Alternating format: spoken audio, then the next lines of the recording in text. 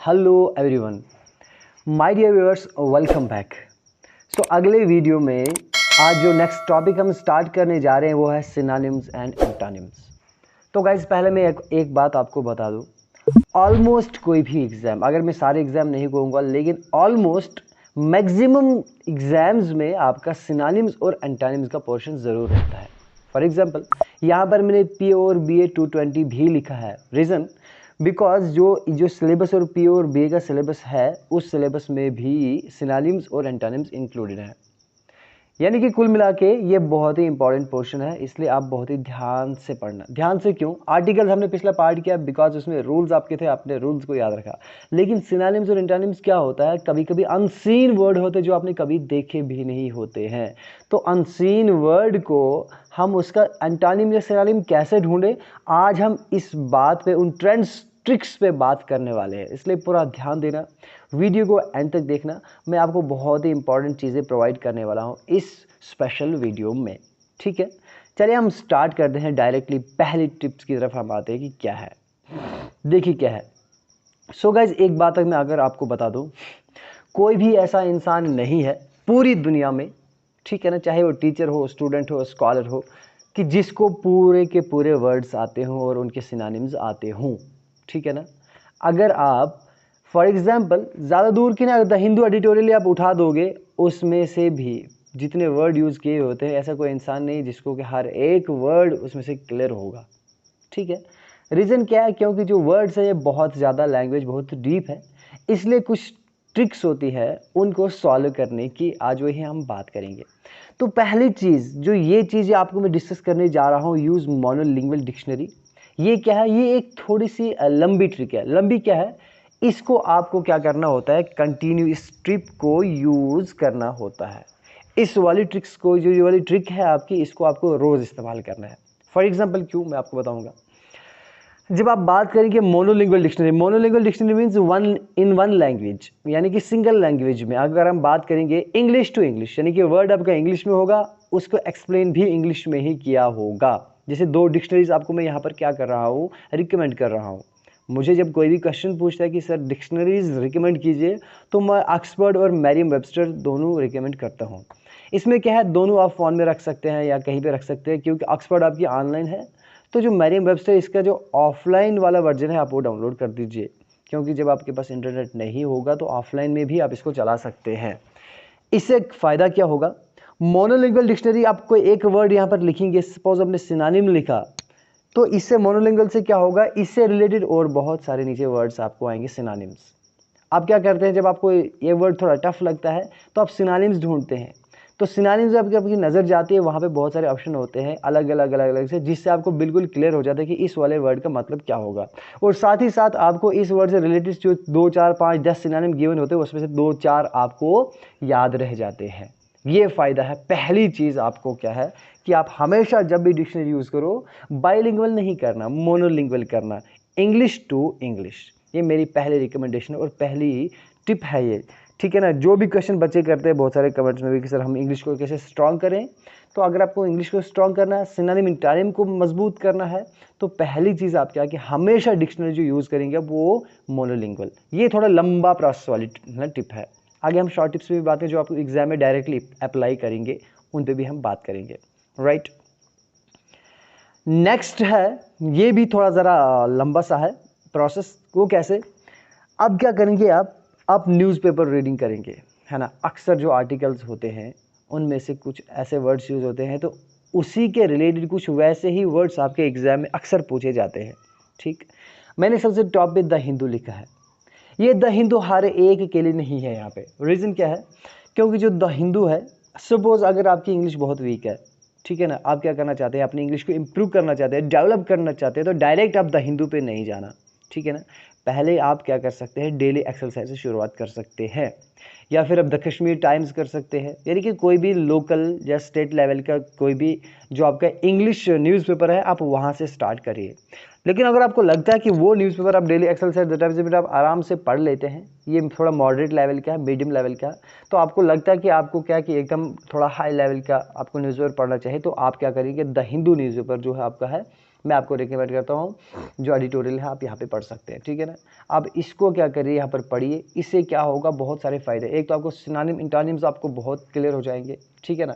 और आप क्या करेंगे, जब आप द हिंदू पे कोई वर्ड देखेंगे उसको फिर आप क्या करेंगे, जब मीनिंग आपको पता नहीं, जब आप डिक्शनरी भी देखेंगे और उसके रिलेटेड सिनोनिम्स और एंटोनिम्स देखेंगे, तो आई गारंटीड जो पेपर आप पेपर पे टिक करोगे जो वर्ड और वो आप उसको डिक्शनरी में सर्च करोगे, तो आई गारंटीड वो कभी नहीं भूलेगा। आप एक बार ट्राई करके देख लीजिए, द हिंदू में कोई वर्ड है, इसका मतलब आपको पता नहीं, डिक्शनरी में सर्च मारो, फिर उसको आप राइट डाउन कर लो, वो वर्ड कभी नहीं भूलेगा, राइट। ये दो चीज़ें हैं जो है, दो पहली दो ट्रिक्स है, जो ये थोड़ी क्या है मतलब लॉन्ग प्रोसेस है, यानी कि जो एकदम से 1 2 3 दिन में अप्लाई होने वाली नहीं है, ठीक है ना। आप इसको कंटिन्यू कीजिए ताकि आप चाहते हो कि आपका फ्यूचर में आपकी इंग्लिश मजबूत हो जाए और इम्प्रूव हो जाए, तो इन टिप्स पे बहुत ही स्पेशल ध्यान देना, राइट। अगला पॉइंट हमारे पास है, ओके, ये जो चीज़ है ये थोड़ी सी शॉर्ट टिप है, ठीक है ना, ये ज़्यादा लॉन्ग टिप नहीं है जिस तरह की वो लंबा प्रोसेस है, ये भी है लेकिन उतना ज़्यादा नहीं है।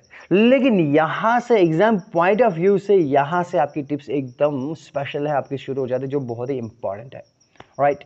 अब कैसे इंपॉर्टेंट है, अगर आपके पास नाउन, वर्ब, एडवर्ब, एडजेक्टिव, कम से कम इनके बारे में अगर पूरी इंफॉर्मेशन, पूरा कंप्लीट आपको नॉलेज नहीं है इन चीज़ों के बारे में, ज़्यादा मैक्सिमम इनके बारे में आपको नॉलेज नहीं है अगर, तो आपको बहुत ही मुश्किल हो जाएगी, बहुत मुश्किल हो जाएगी आपको एक सिनोनिम ढूंढने में।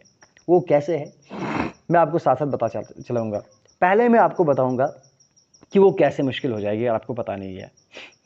मैंने लिखा यहाँ पर स्विमिंग, है ना, स्विमिंग। अगर मैंने स्विमिंग लिखा तो ये क्या है, अकॉर्डिंग टू ग्रामर आपकी क्या है, नाउन है, वर्ब है, एडवर्ब है, एडजेक्टिव है, ठीक है ना। You think it is a verb, आप क्या सोचोगे, ये एक वर्ब है, पक्का वर्ब है और कुछ नहीं है। लेकिन माय डियर व्यूअर्स, ये एक नाउन भी है। Swimming ING form of verb है, लेकिन ये एक नाउन भी है, नाउन भी है माय डियर फ्रेंड्स। वो कैसे है मैं आपको यहाँ पर बताता हूँ एग्जाम्पल के साथ। स्विमिंग इज गुड एक्सरसाइज, यहाँ पर जो स्विमिंग है ना, ये जो आप जो तैरते हो ना, उस तैरने का जो एक्शन आप कर रहे हो उसका एक नाम है ये, यहाँ पर तैरना है यहाँ पर, है ना। यहाँ पर क्या है, ही इज स्विमिंग, वो तैर रहा है, यानी कि जिस टाइम आप बोल रहे हैं उस टाइम वो एक्शन कर रहा है, वो स्विमिंग करके दिखा रहा है। लेकिन यहाँ पे बोलते जो तैरना है वो एक अच्छी एक्सरसाइज है, ये एज ए सब्जेक्ट यहाँ पर यूज़ हो रहा है, ठीक है ना। तो एज ए सब्जेक्ट यहाँ पर यूज़ हो रहा है, ये क्या है, स्विमिंग है, ठीक है ना। तो ये क्या बन गया, ये नाउन की तरह इस्तेमाल होता है, ठीक है ना, ठीक है। इसको हम बोलेंगे कि यानी जीरंड आप बोल सकते हैं, जीरंड, राइट, कि आईएनजी फॉर्म ऑफ नाउन है यहाँ पर, ये वर्ब नहीं, ये क्या कर रहा है कि ये एक एज ए वर्ब इस्तेमाल नहीं हो रहा है यहाँ पे, ठीक है ना, ये एज ए नाउन इस्तेमाल हो रहा है। अब मैं आपको ये इसलिए बता रहा हूँ क्योंकि एग्जाम में सपोज आपको पैराग्राफ के अंदर कोई वर्ड आया, आपको उसका सिनोनिम ढूंढना है, तो पहले तो आपको पक्का पता होना चाहिए ना कि ये नाउन है, वर्ब है, एडजेक्टिव है या एडवर्ब है। क्योंकि अगर नाउन होगा तो नाउन का सिनोनिम एडवर्ब नहीं हो सकता है, कभी नहीं हो सकता है। नाउन का सिनोनिम नाउन ही होगा, वर्ब का सिनोनिम वर्ब ही होगा, एडवर्ब का सिनोनिम एडजेक्टिव नहीं हो सकता है या नाउन नहीं हो सकता है, ठीक है ना। तो पहले आपको ये डिसाइड करना है कि हमारा जो वर्ड है ये वर्ड है क्या। जब आपको पता चले कि ये नाउन है तो आप क्या करेंगे, ऑप्शंस में नाउन को ही ढूंढेंगे, क्योंकि वहाँ क्या आपको एडवर्ब भी दिया होगा, वर्ब भी दिया होगा। जब आपको ये क्लियर होगा, आप वर्ब और एडवर्ब को एकदम क्रॉस कर दोगे, पीछे 2 ऑप्शन बचेंगे नाउन के, उन 2 में से आप आराम से चूज कर सकते हो इसका सिनोनिम क्या होगा। सिंपल है, ठीक है ना। तो गाइज मैं आपको एक बात बताता चलूँ कि जो नाउन, वर्ब, एडवर्ब, एडजेक्टिव है, यानी कि जो इस वक्त इसके बारे में आपको पूरा पता होना चाहिए, ठीक है। मैं आपको यहाँ पर अगर मैं यहाँ पर नहीं पढ़ा सकता हूँ नाउन, वर्ब, एडवर्ब, एडजेक्टिव, क्योंकि यहाँ पर हम सिलेबस पे कंटिन्यू फोकस कर रहे हैं। तो अगर आप चाहेंगे इनके बारे में आप पढ़े तो मेरा अपना एक चैनल है, उसका नाम है इंग्लिश गुरु अता, ठीक है गाइज, इंग्लिश GURU गुरु ATA अता, ठीक है। मेरे एक चैनल है, आप वहाँ पे आ सकते हैं, सब्सक्राइब कर सकते हैं, आप वहाँ पर मुझे कमेंट्स में बता सकते हैं, ठीक है ना। मैंने अभी नाउन सीरीज शुरू की, पार्ट्स ऑफ स्पीच मैंने रिसेंटली शुरू किया है नाउन सीरीज। स्पेशली वो मैंने जेके बोस के स्टूडेंट्स के लिए बनाया था, क्योंकि उन्होंने बहुत सारे मैसेजेस करे कि आप प्लीज़ क्रिएट करिए। मैंने वहाँ तक उनको चैप्टर्स भी कवर किए थे, लेकिन आगे आगे मैंने कि अभी स्टार्ट किया है, यानी कि पार्ट्स ऑफ स्पीच को जो भी सिविल सर्विसेज के लिए मैंने रिसेंटली शुरू किया हुआ है। तो नाउन सीरीज़ मैंने उठाई है, पार्ट्स ऑफ स्पीच सीरीज़ मैंने उठाई, तो नाउन मैंने शुरू किया, एक पार्ट उसका बनाया है। आप वहाँ अगर आ सकते हैं, आप मुझे वहाँ पर कमेंट में बोल सकते हैं कि सर जो भी आपको वहाँ पर इसके अलावा जो भी ग्रामर के रिलेटेड कोई भी टॉपिक स्पेशली सीखना होगा, तो मैं आपके लिए स्पेशली उन पे वीडियोस बनाऊंगा। तो एक बार ज़रूर विजिट करिएगा, इंग्लिश गुरु आता है, आप ज़रूर विजिट करिएगा। तो आप वहाँ पर कमेंट में बोल दीजिएगा, तो आप लोगों के लिए मैं स्पेशली वीडियोज़ वहाँ पर बना दूंगा, ठीक है। तो चलिए देखते हैं अगली चीज़ क्या है। अगली जो टिप आपके सामने है वो है try to understand the word in the context of paragraph. देखिए ये बहुत, अगर मैं बात करूं बाकी टिप्स और ये टिप 50% ये काम करती है, 50%, ठीक है। पहले आप क्या करो, सबसे पहले आप ये टिप इस्तेमाल करो। तो जब ये टिप आप इस्तेमाल करेंगे तो मैक्सिमम क्वेश्चंस आपको इसी टिप से निकल के आते हैं, ठीक है ना। 50%, वो कैसे, देखो कैसे। फॉर एग्जाम्पल आपके सामने है, आपके सामने एक सपोज इस तरह से है, ये लाइन गिवन है, ठीक है, सॉरी, ये लाइन गिवन आपके सामने है। If we talk about forest the biota are interdependent upon one another. अबे देखिए बायोटा है, जो द वर्ड बायोटा है, ठीक है। सपोज आपके इस कॉन्टेक्स्ट में आपको क्या आया, एक ऐसा वर्ड आया जिसका मतलब आपको पता नहीं है, ठीक है ना। सपोज आपको बायोटा का मतलब बिल्कुल पता नहीं है, तो आप क्या करेंगे इस सूरत में, तो ये टिप आप क्या करेंगे, यहाँ पर इस्तेमाल करेंगे। आप क्या करेंगे, हमेशा सर्च करेंगे किसी में to understand word in the context of paragraph. जो पैराग्राफ गिवन है आपको उसमें उसका मतलब ढूंढना। वो कैसे, for example in this paragraph biota refers to gold and silver. पहली चीज़ आप क्या करोगे, पहले आप इसको पढ़ोगे यहाँ से लेके यहाँ तक। बायोटा से पहले क्या है, forest. If we talk about forest, ठीक है ना। अगर हम फॉरेस्ट की बात करेंगे, जो बायोटा है वो क्या है, वो इंटरडिपेंडेंट है एक दूसरे पर। तो पहली चीज़ आपको, जब फॉरेस्ट का जो सीन आया यहाँ पर, जो फॉरेस्ट का सेंस आया, तो आपको पता है गोल्ड एंड सिल्वर तो वहाँ पर नहीं होगा, ठीक है ना। गोल्ड एंड सिल्वर की बात नहीं हो रही, क्योंकि फॉरेस्ट की बात हो रही है, वहाँ पर कोई चीज़ें इंटरडिपेंडेंट है। तो गोल्ड और सिल्वर तो एक दूसरे पर डिपेंडेंट हो ही नहीं सकते हैं, ठीक है ना। पहली चीज़ हो गया ना। तो दैट मीन्स कि आपको इस कॉन्टेक्स्ट से पता चला गोल्ड एंड सिल्वर बिल्कुल भी नहीं हो सकता, क्रॉस। दूसरी चीज़ आया मैन एंड लाइन। आपने देखा कि इंसान और शेर, ठीक है ना। आपने देखा जंगल में तो इंसान रहता ही नहीं है। जब इंसान जंगल में नहीं रहता है, शेर तो जंगल में जरूर रहता है, लेकिन इंसान नहीं रहता ना, ठीक है ना। तो दैट मीन्स कि इंसान और शेर तो इंडिपेंडेंट नहीं हो सकते हैं, ठीक है ना। अगर हम एनवायरनमेंट की बात करते तो पॉसिबल था, वहाँ पे कुछ ना कुछ हो सकता था, लेकिन फॉरेस्ट की हम बात करें तो वहाँ पर ये भी नहीं रह सकता है, क्योंकि हमारी बात इस, हम कॉन्टेक्स्ट, ध्यान देना, हम कॉन्टेक्स्ट को समझ रहे हैं। हम देख रहे हैं जंगल की बात हो रही है और ये एक दूसरे पर डिपेंडेंट होने की बात हो रही है। दैट मीन्स कि ये भी तो बिल्कुल नहीं हो सकता है, ठीक है ना। उसके बाद लाइन एंड डियर है, ठीक है ना। लाइन एंड डियर है, शेर और जो यानी कि डियर होता है, हिरन होता है, वो है। तो आपको पता है कि ठीक है, लाइन तो डिपेंड है इस डियर पर, क्योंकि उसको खाना चाहिए तो डियर को खा सकता है, लेकिन डियर तो वो है ना, वो तो मीट नहीं खाता ना, वो तो लाइन पर डिपेंडेंट बिल्कुल भी नहीं होगा, ठीक है। यहाँ पर वैसे भी कोई बात नहीं हो रही है, तो फिर बात किसकी हो रही है, तो आपको पता है वहाँ पर जो चौथा ऑप्शन है, सॉरी गाइज, वो यहाँ पर चला गया है, वो है प्लांट्स एंड एनिमल्स, ठीक है। प्लांट्स एंड एनिमल्स है, चौथा ऑप्शन आपके पास प्लांट्स एंड एनिमल्स है। तो आप क्या करोगे, यहाँ पर जो प्लांट्स एंड एनिमल्स है वो आपका बिल्कुल सूटेबल है। वो क्यों है, क्योंकि हम जंगल की बात कर रहे हैं। जो बायोटा है, बायोटा मीन्स होता है फ्लोरा एंड फाना, ठीक है ना। प्लांट्स एंड एनिमल्स, जो प्लांट्स एंड एनिमल्स है एक दूसरे पर डिपेंडेंट है। ऑब्वियसली बात आपको पता है वो कैसे डिपेंडेंट है, क्योंकि जो प्लांट्स हैं यानी कि उनको कार्बन डाइऑक्साइड चाहिए और जानवरों को ऑक्सीजन चाहिए, फिर खाद चाहिए, फिर और चीज़ चाहिए, फिर पॉलिनेशन में, फिर बड़ी सारी चीज़ों पे ये क्या है, एक दूसरे पर डिपेंडेंट है, ठीक है ना। तो जो चौथा ऑप्शन है ये सही है। अब देखो आपने देखा कि यहाँ पर प्लांट्स एंड एनिमल ही हो सकता है। आपने देखा कि कॉन्टेक्स्ट में गोल्ड और सिल्वर जैसी कोई बात नहीं हो रही है, मैन एंड लाइन की भी कोई जैसी बात नहीं हो रही। लाइन और डियर की तो जंगल की बात तो हो रही है, लेकिन ये तो डिपेंडेंट नहीं है, क्योंकि लाइन जो डियर है लाइन पे डिपेंडेंट बिल्कुल भी नहीं है। जब प्लांट एंड एनिमल बोला तो आपकी समझ में आया, तो एक ऑप्शन बचा है plant and animal, that means कि इस कॉन्टेक्स्ट में बिल्कुल फिट बैठता है, राइट। तो सिंपल है, ये ट्रिक क्या है, बहुत ही ज़्यादा काम करती है। आपको क्या है, हमेशा से जब आपको कहीं पर लगे कि आंसर हमारा बिल्कुल करेक्ट है, लेकिन फिर भी उसको रिलेट करना ज़रूर आप पैराग्राफ में, लाइन, इस वर्ड से एक लाइन पहले जो वर्ड आपको गिवन होगा उससे पहले वाली एक लाइन, उससे बाद वाली लाइन ज़रूर पढ़ना, क्योंकि ये लाइनें डिसाइड करेंगे कि इस वर्ड का मतलब क्या है। ये बहुत ही फर्स्ट ऑफ ऑल ये ट्रिक आप अपने इस्तेमाल करेंगे, राइट। अगला पॉइंट है गाइस आपके सामने, देखिए कभी कभी क्या होता है कि अलग अलग जगह पर अलग अलग जो टिप होती है, ट्रिक होती है, इस्तेमाल होती है। अगली जो ट्रिक आपके सामने आप क्या करेंगे, break the word into parts. जिस वर्ड का आपको सिनोनिम या एंटोनिम बोलना है, आप क्या करोगे, उसको यानी कि पार्ट्स में तोड़ो, पार्ट्स में डिवाइड कर दो। जैसे प्रीफिक्स और सफिक्स है ना, उसका प्रीफिक्स अलग करो, उसका सफिक्स अलग करो, या उस वर्ड को बीच में अलग अलग कर दो, है ना, सिलेबल्स जिसको हम बोलते हैं अलग कर दो। फिर उनसे आप क्या करो, फिर उनको करो and try to understand the negative and positive aspect of the word.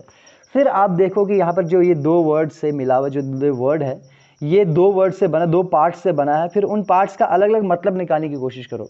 फिर आप ये गेस करो कि क्या ये नेगेटिव इसका मीनिंग आ रहा है या फिर पॉजिटिव मीनिंग आ रहा है ना, नेगेटिव आ रहा है कि पॉजिटिव आ रहा है। इससे आपको मदद क्या होगी, अगर उसका मतलब आपका वर्ड का नेगेटिव आ रहा है तो दैट मीन्स ऑप्शन में आपको सिर्फ नेगेटिव ऑप्शन ही ढूंढना है, क्योंकि नेगेटिव का जो सिनोनिम होगा वो नेगेटिव ही होगा, किसी भी सूरत में पॉजिटिव कभी नहीं होगा।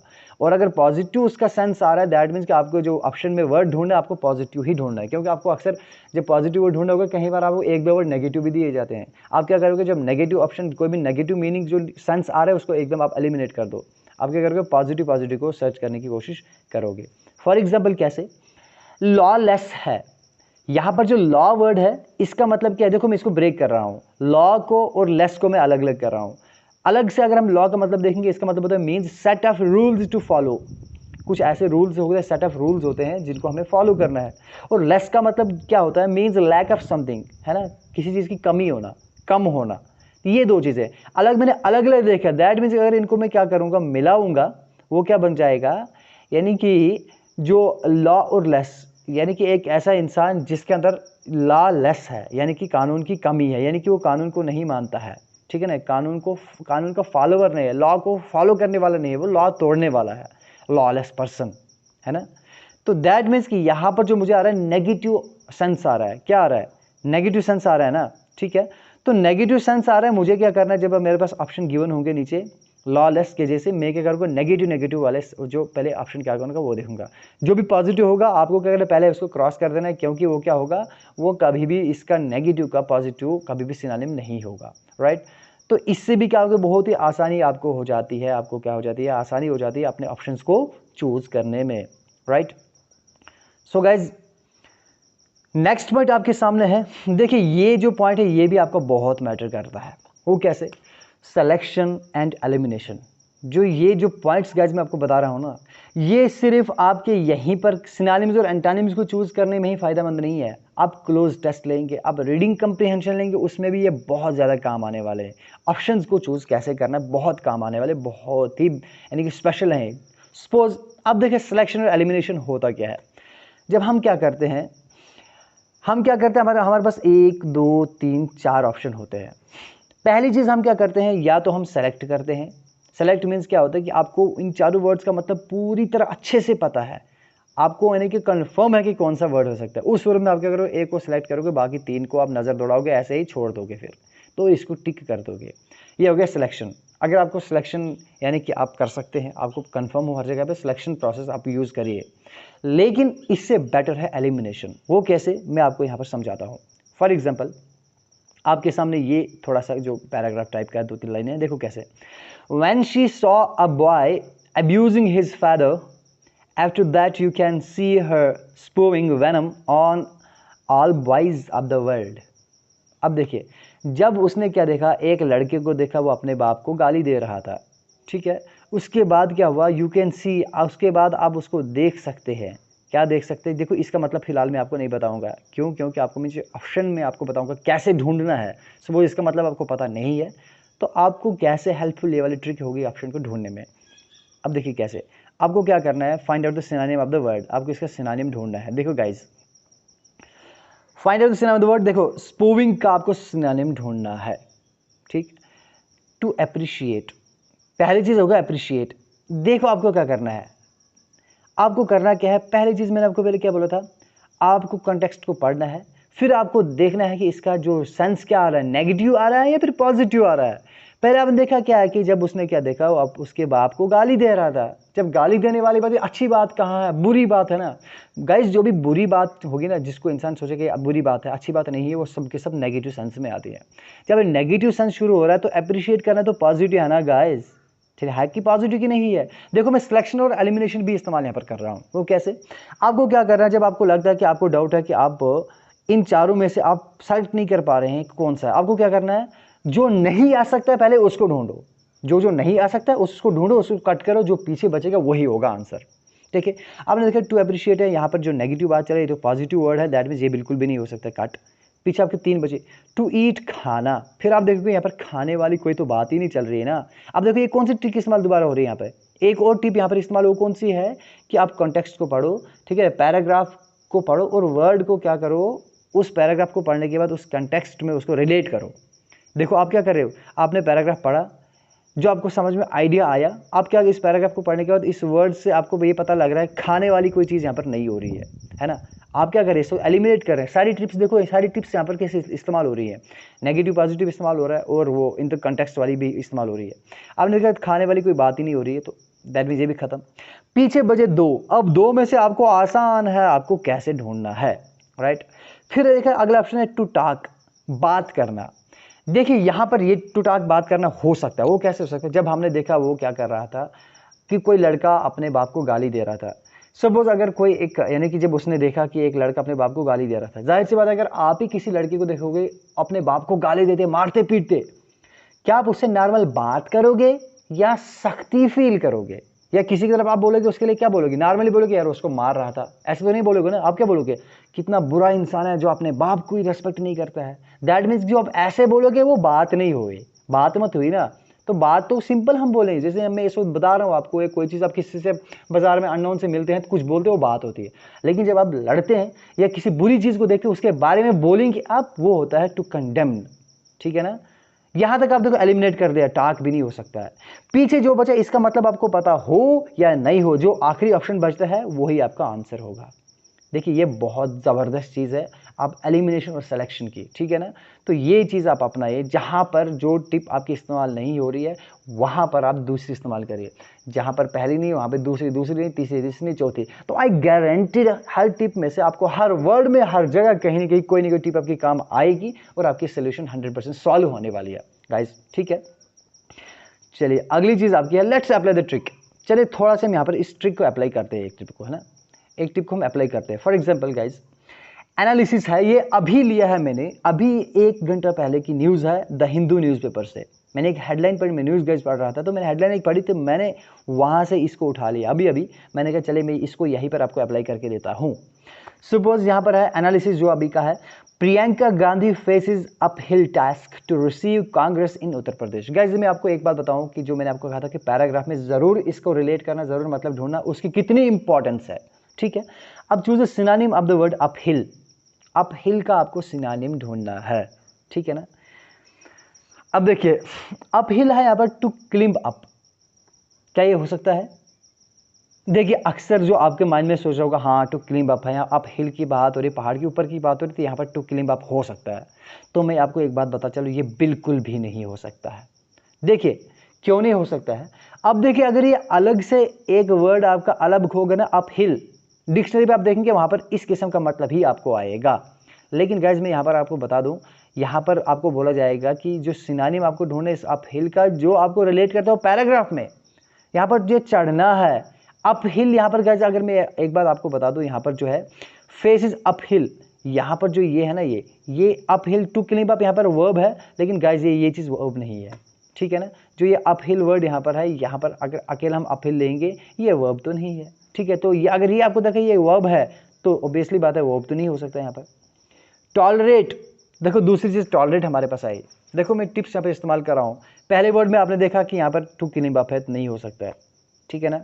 क्यों नहीं हो सकता है, क्योंकि यहाँ पर प्रियंका गांधी किसी पहाड़ पे नहीं चढ़ रही हैं। जब पहाड़ पे नहीं चढ़ रही है तो यहाँ पर टू क्लिम्ब अप तो बिल्कुल भी नहीं होगा, क्लियर है। दूसरी चीज़ टॉलरेट, बर्दाश्त करना। दोबारा आपने देखा यहाँ पर जी गांधी जी क्या जो जो प्रियंका गांधी है वो फेस कर रही है। जो वर्ड फेस करना क्या होता है, ये हमेशा नेगेटिव सेंस देता है। अगर आप बात करेंगे पॉजिटिव की, है ना, वो बर्दाश्त करता है। आप कभी नहीं बोलोगे कि ही फेस इज टॉलरेट, है ना, वो यानी कि वो बर्दाश्त को फेस कर रहा है, ऐसा बिल्कुल भी नहीं है। फेस की बात आई तो फेस इंसान क्या करता है, मुश्किल प्रॉब्लम्स इंसान फेस करता है ना, फेस इंसान सिर्फ प्रॉब्लम ही करता है इस टाइप का, तो इंसान टॉलरेट को फेस नहीं कर सकता है। आपने एलिमिनेट कर दिया, ये भी तो नहीं हो सकता है। कंफर्ट, तो कंफर्ट भी इंसान फेस नहीं करता है, ठीक है ना।